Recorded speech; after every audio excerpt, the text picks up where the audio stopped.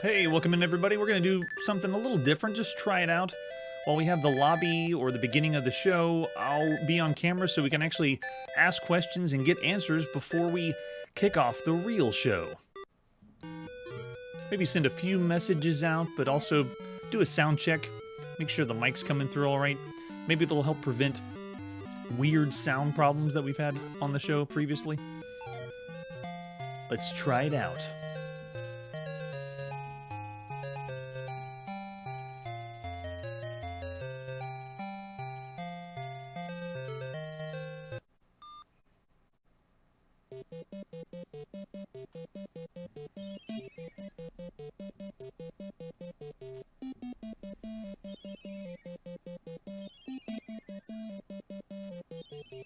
Oh, you bet, Charlie. Yeah, it's actually not the conclusion. There's one more Warrior of Ross.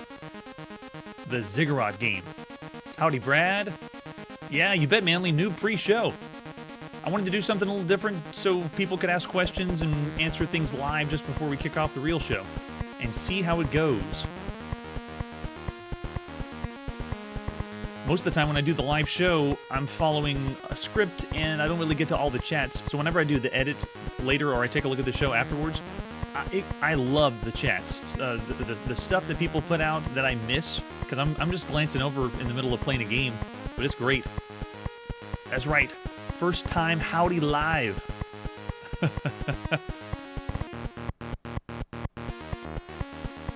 Oh, I appreciate it, Manly. I don't think I do it well enough.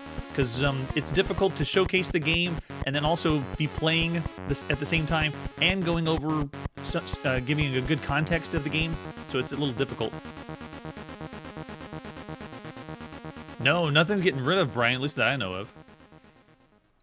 Oh, that's right, yep. Ziggurat's going to be that one. Oh, and then, yeah, we're not out of November yet. In fact, it should be by the end of this week. We'll finish November 1982 and then kick off December. I know I'm doing both, at least until if this gets popular and we can actually hire people like other content creators and YouTubers do. Oh, that's a good idea too, Brad. I know 5 minutes isn't a lot, but it's a little bit. I'm just going to try this out and see how well it works.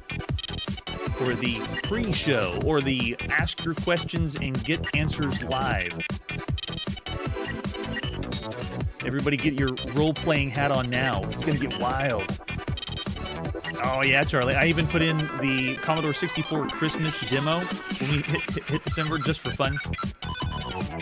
We'll see a little bit of it, but I don't even. We won't rate it. It's just to get in the spirit of Christmas or holidays during 1982. Yeah, that's true. After the show is a good point too. I don't know. They'll cut into more time. I'm already doing a lot to prepare and get everything set for the show, and then to do some more after, because I already was doing an hour block cut down to the half-hour block, so it's been a little tricky. Yes, at this point we've already seen a few titles. Some of them may have been for showcases, E3, things like that, but oh yeah, Brian, it's big. December, I think in total we got 400, 500 games. But then even bigger than that is when we play all the games that were released at some time in 1982. Awesome, Manly. Thanks so much. And I'm so glad you're here. Man, some of your comments are freaking hilarious. They are amazing. Just keep them coming, man. Manly. And the Commodore 64 heard us talking about it. So it shows up. So many games to get to. Someone mentioned before that they thought they knew a lot about the games, and then they saw the show and they didn't see it all. Well, I thought the same too. I thought I knew a lot, but then I got schooled. All right, let's go.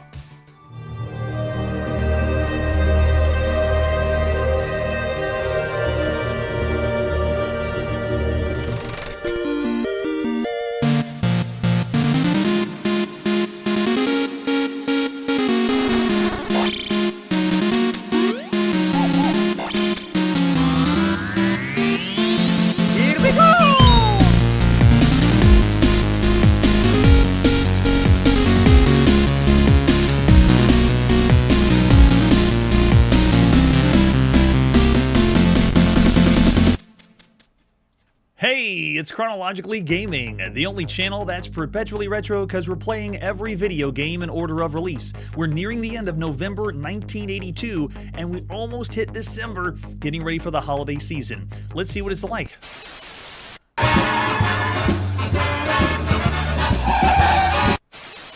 We were last in Japan on the Sword M5, checking out the very first time you could play Warp and Warp.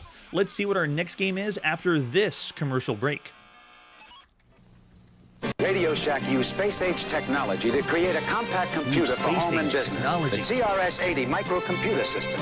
Record this much paperwork and more, all on inexpensive cassette tapes. Compute budgets, taxes, investments, payrolls, inventory. Ideal for home or business. It's easy to use, and Radio Shack makes it affordable. Under $600, the TRS-80 compact computer, only at Radio Shack. A Tandy company. And what's the latest video game you could play on your Radio Shack computer? Why, it's Warrior of Ross, Volume 3, The Wylde. Let's check it out together. This one, or this very first version, is a little hard to come by.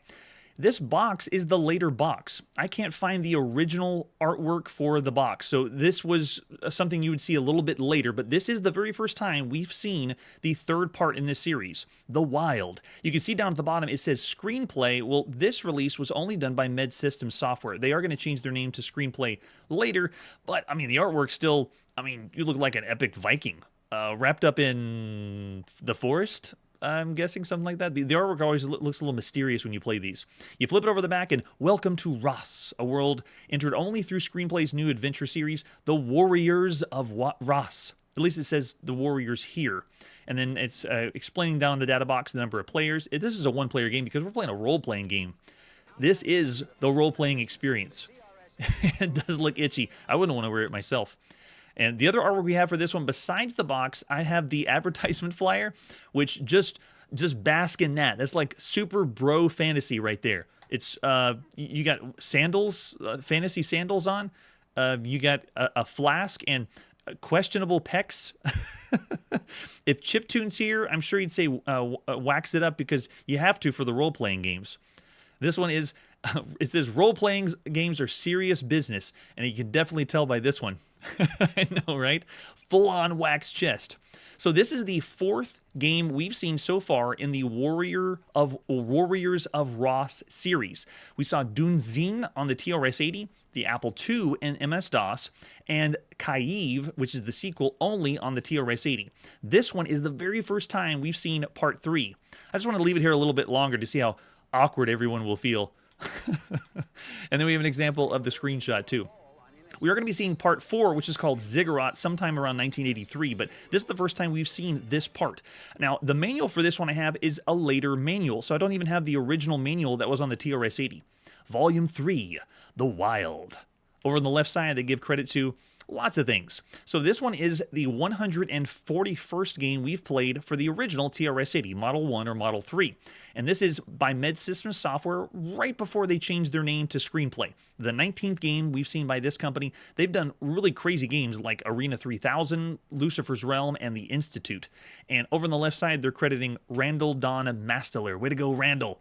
This is the fourth game we've seen by him. It's all been Warriors of Ross. So they're bringing up computers that this game isn't ported to just yet. But over on right above my head on the right side of the page is showing how to restore previous characters for all versions. We are going to be able to load in and bring characters back that we had before, which is a really, really cool touch. There's only been a few games that have done that so far. So like we have, for example, Wizardry allowed you to port in characters that you saved. And then we even saw the add-on to that, Wiz Plus and Sword Thrust. So it's not the first time, but it is a good trope for a role-playing game to allow you to import your character. This is role-playing, and this game has a lot of competition. This is the 94th role-playing game we've seen thus far on Chronologically Gaming. There's only one role-playing game we've played on home consoles, and that was Dragon Stomper. So there's been 93 games that we've seen for home computers up to this point that are role-playing video games.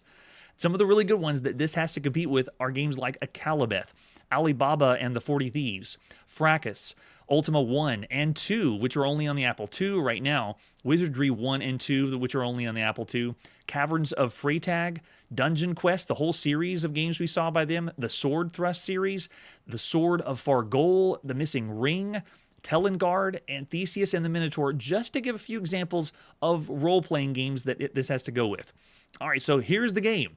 And I'll let you read everything at your leisure, but essentially this is from the previous game, Kaiv. Grimsword the Warrior returned from his adventures in the Kaiv, ragged and lame. It's the hope of Lord Dosimer Doserer, I don't know how to pronounce it, that he might recover the wizard's magical help, but this has not come to pass. The only thing that might cure him is a healing item located deep within the Wylde, like Wylde. A young apprentice sorceress named Quinolin has been chosen to seek out the healing unguent and has been awarded 2,000 gold pieces and a map of the area to aid in the task. And that means this is the very first video game that we played that's a role-playing game where you have a female character, like a female protagonist in the role-playing game. And that's the extent of what we're supposed to be doing, or what the game is, of how we play. And then what they've done with the manual is really, really nice. They really immerse you in the story because they take it from Quinolin's perspective, and they show you how to play the game as if you were in the world. So they explain, the wizard's voice gives it the instructions of how to move east and how you're supposed to type the commands in, because this is a text parser that you have to use. You have to type in move east, and wherever you move, you can correct mistakes by hitting backspace, and then it breaks down the map, what the map means, where your goal is located, the first clue, and how to read facts. If you look on the left side, they have everything that'll be displayed on the screen, which is your level, experience, movement, all the things like that. And then we have ways that you can attack over on the far left side. You can be very specific on how you attack enemies in this game. You can hit them on the head, chest, right arm, left arm, and sometimes they have defenses, sometimes they have weak spots. It's very, very in-depth. And then they explain here, she attacks the dogs, and then it says you encountered 3 dogs, and it explains what's happening while you're playing the game. And then they take a deep breath, and they realize, wait a second, I didn't wear the armor, or fetch the sword. And you have to use those commands before. It's like equipping, how we refer to it today. But not here. You have to wear the armor and fetch the sword. And then it breaks down the inventory and all the commands over there on the left side. Get a load of that. That is everything that you can say in the game and do in the game. And bear in mind, it is not an adventure game. This is a role-playing game. You're going to be taking turns, attacking, moving around the world, but that's how many commands you have. It's like taking the Dungeon Quest series and then ramping it up to even higher levels. It's ridiculous. All right, then they break down how to go into the battle scene, which has been changed from the last Warrior of Ross games. So they have all this, plus they have mystical commands later that you're going to be using, like additional commands besides those. And then they break down magical items. You'll be finding wands, potions, rings, everything like that. You can even save the game at any time. You can save your character to import it into other ones. The game we're going to be playing, I will not be importing how we played Kaiv or the Dunzin game. This will be played from the get-go, so we may die a lot because we don't have a very experienced character. All right, we have different enemies too. This tells you about all the enemies in the game: dogs, ghouls, zombies, bears, goblins, and the examples of how you can attack and fight them. We have all the low-ranking foes, all the middle-ranking foes, and then high-ranking foes, which we won't see. But I mean, look at this. We got Grivens, Wyverns, Lords, Trolls, Cave Bears, Wraiths. It just seems like an epic role-playing experience just looking at the manual. And I think they say, later ports of the game we'll be able to do a few other things. So ignore all those because this is the very first time you could play the game. And then over there we have the attack value, defend value, armor, and the manual is breaking down everything very, very well. I wish I could get the original on the TRS-80 though. All right, let's pop it and play Warrior of Roz Volume 3, The Wylde by Randall Don Masteler, released by Med Systems Software at some time in November 1982. All right, I bet it's Wylde, right? Wylde. It's got to be Wylde. We have to load with Wylde.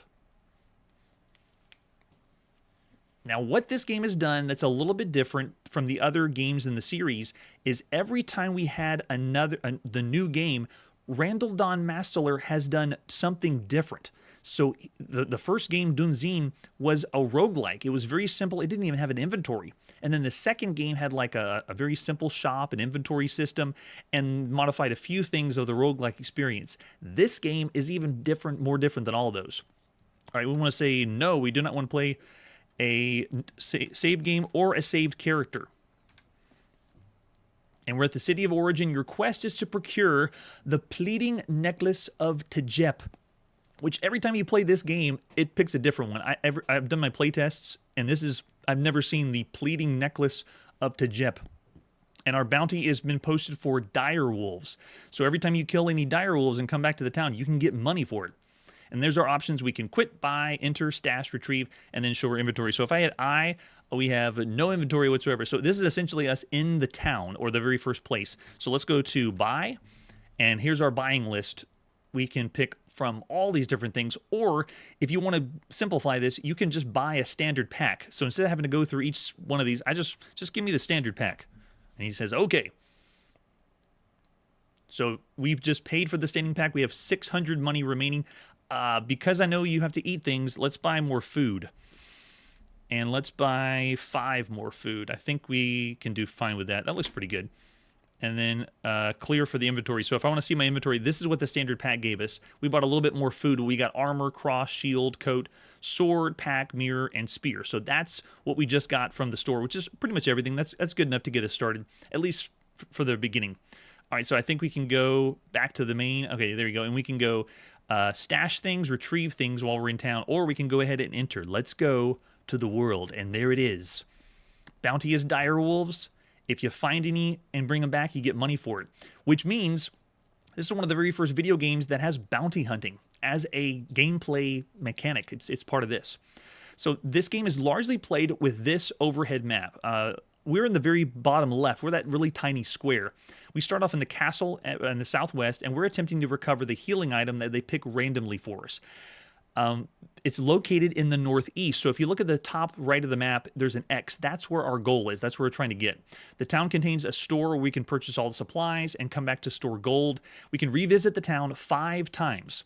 If we go after 5 times, the wizard turns us into a wild animal because he just gets angry that we came back so much. I guess just to prevent you from coming into town. We can collect bounties and return it for 100 gold. And in the countryside, we have to deal with environmental damage. So random elements may happen. And there's also a constant threat of hunger. We need to be eating things. It is still turn-based, though, so nothing's real time. The game is not playing itself while I'm explaining all this. There's 2 other outposts that you can find while you're exploring this map, and you can restock resources. You also have to be falling asleep every evening, and it is possible for you to get attacked in your sleep. So ultimately, this game's goal is go from the bottom left to the top right, defeat the guardian creatures, get the treasure, and then go back down to the bottom left. And that's the game. That's essentially what we need to do. All right, so here we go. The first thing I want to do is I want to wear my armor. You got to make sure you wear that or you are totally exposed. The other thing you want to do is you want to fetch your sword. And by that it means hold the sword in your hand so you can actually fight people.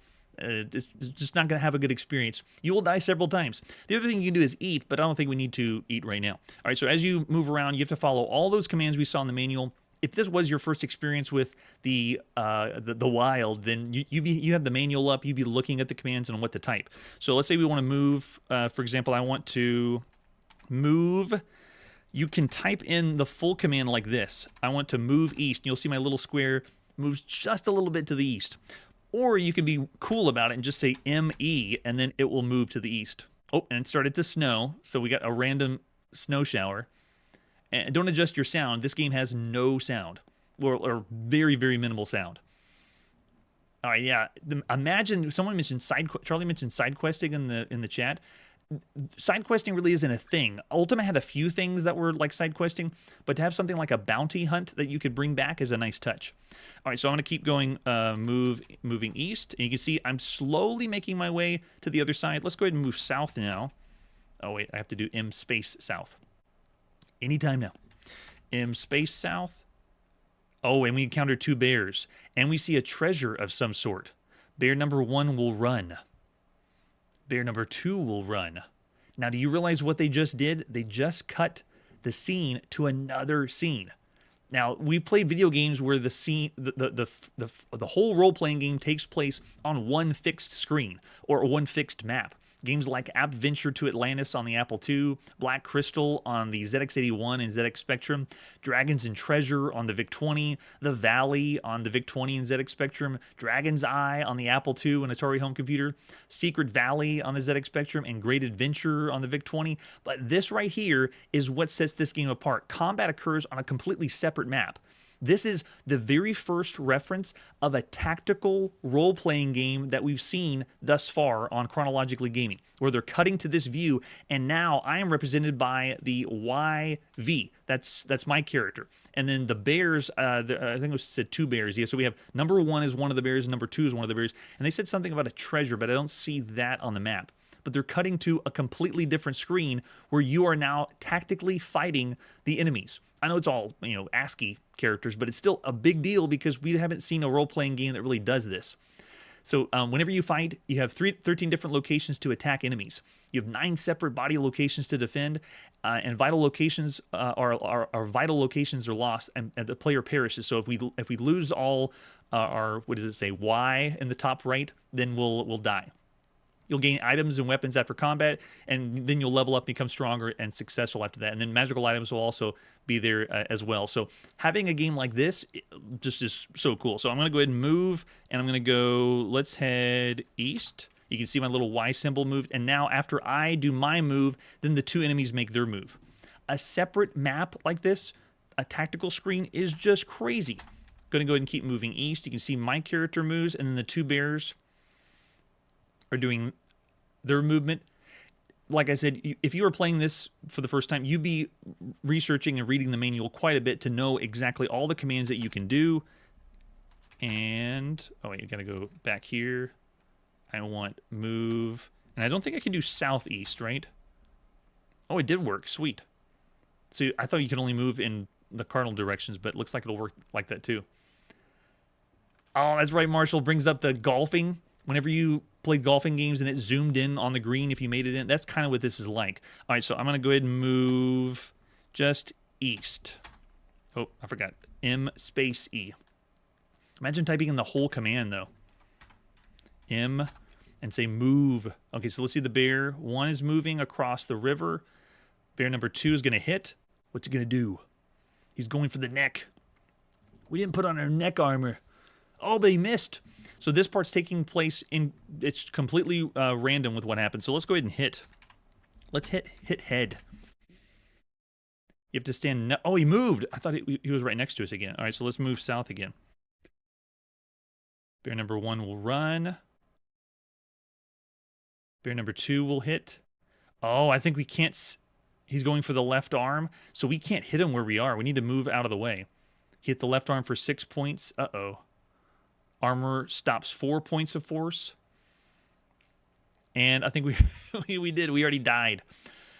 Just like they did with the other games. I regret to inform you that the hazards of the Wylde have killed us. Well, that stinks. On my playtest, I didn't die from the first battle. I at least got through the first battle after sleeping or napping for the night. Well, we won't be saving this character. I don't think this would count as a roguelike or permadeath because you can save your character and then load it back at another time. I guess there's some roguelikes that do that too that we played, but this one plays very different than all the other ones.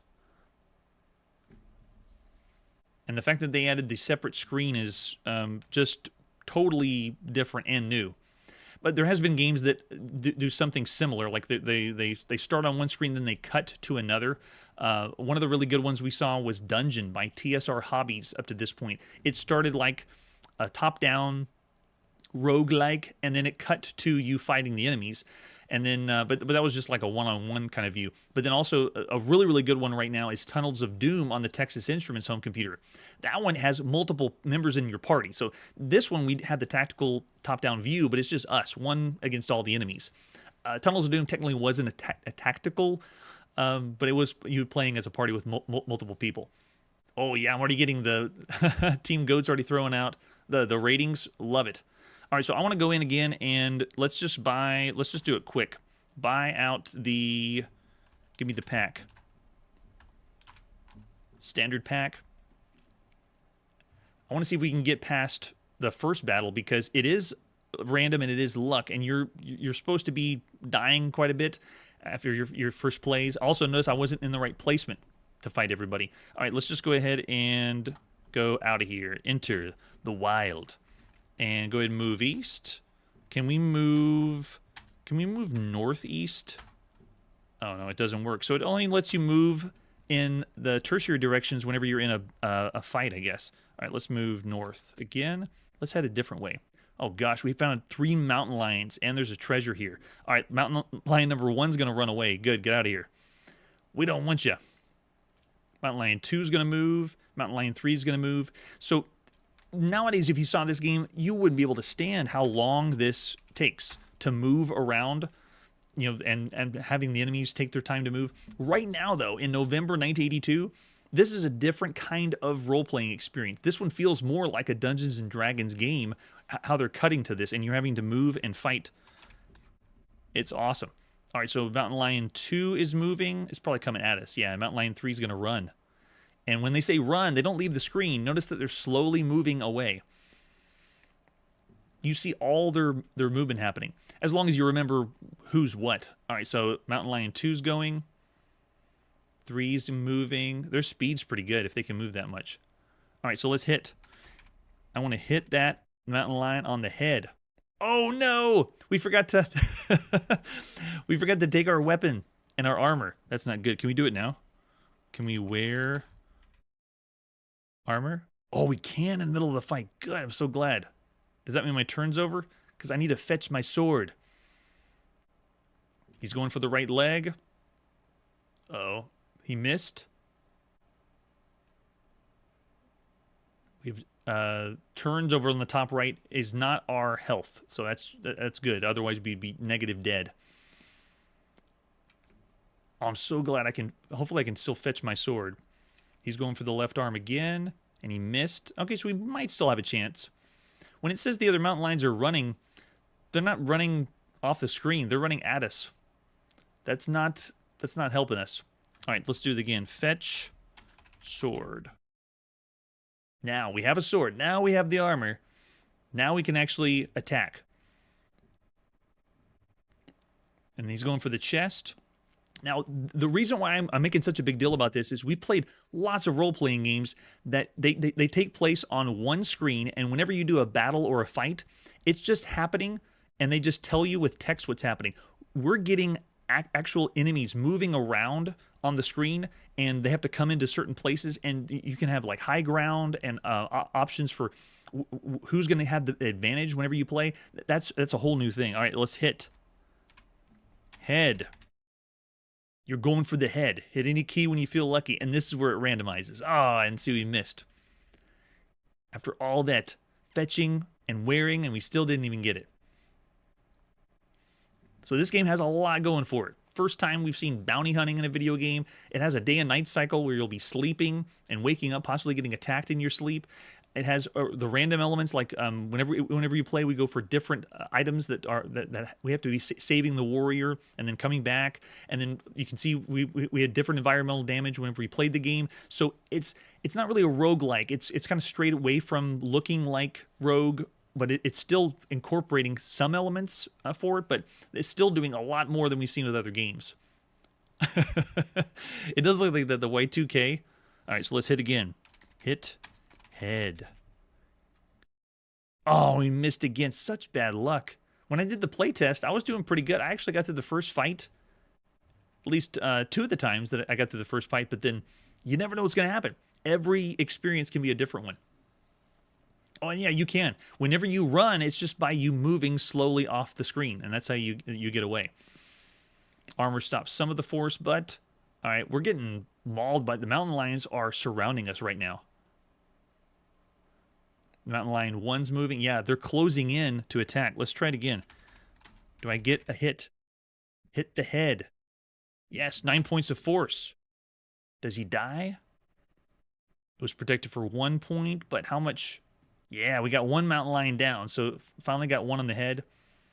Oh no, and my weapon just broke? Oh no. Oh my gosh. And this also has the element we saw in a Calibeth. You have to have food and eat food. At least they missed. Well, if I don't have a weapon that breaks, I got to go back to town. I didn't see what the bounty was for this time. I don't think I can hit. I can try to hit, but I don't know if it'll work. Hit. Yep, you're not holding a weapon. Does that waste my turn then? It doesn't. All right, move southwest.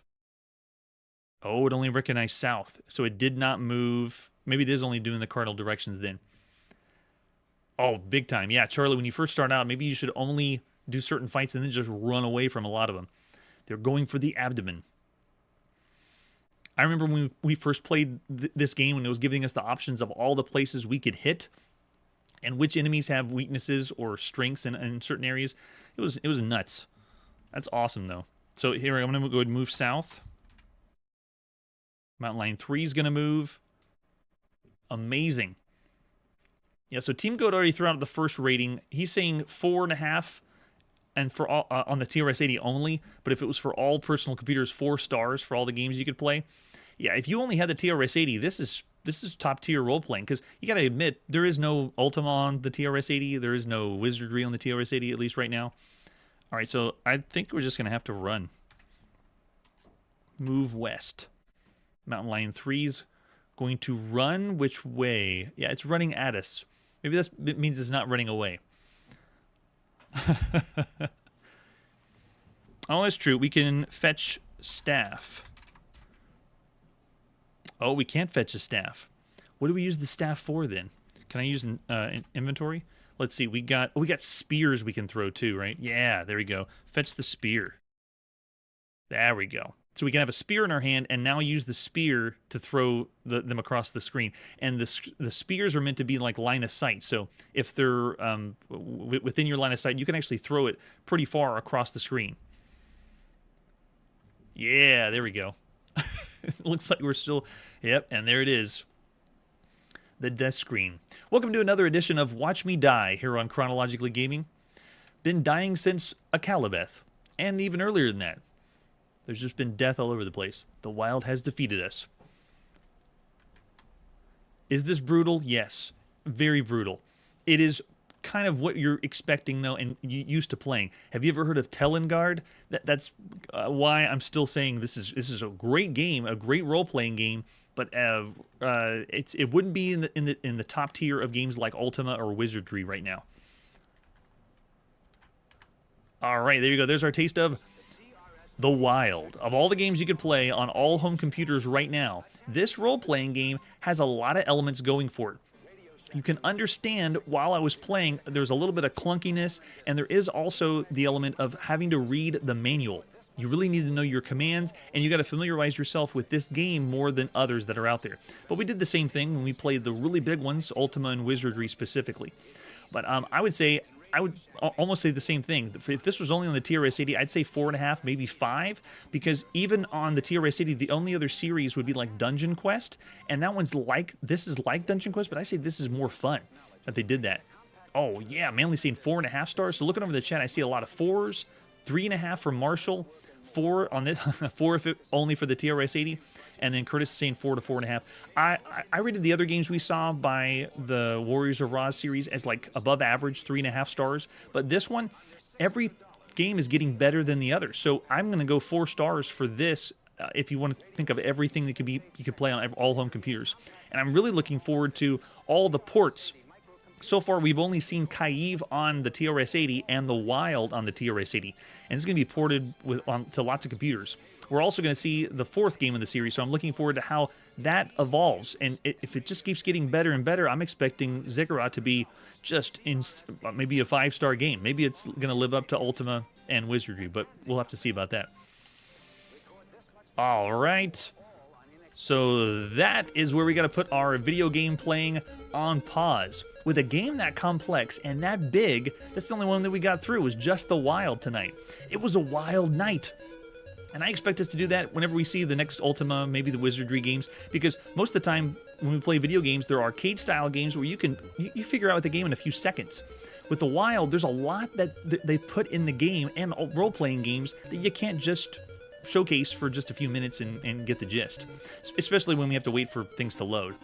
Well, next time on Chronologically Gaming, we've had a Wizard War. Now it's time for a Weather War, the sequel.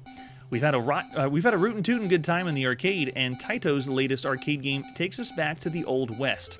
Finally, we check out a new educational game for the Atari 2600 and find out if zapping words gets us learned. That's it for today, and like I always say, when you meet enemies, it means you are going in the right direction. Hey everybody, thanks for checking out the channel and joining me on my quest to play every single video game in order of release. We'll be streaming live every weekday at 9 p.m. Central, so join us and let us know if we missed any games along the way. This video would not be possible without Launchbox, RetroArch, and MAME. Tell all your friends there's some crazy guy named Chronologically Gaming trying to play every single video game. We have links down below that'll send you to places like our Discord and Patreon, and one that says all the video games we've ever played. If you go there, it's a list of everything, and you can click right to the game you want to see. Chronologically Gaming is the name to look for. We are perpetually retro, and we will catch you next time.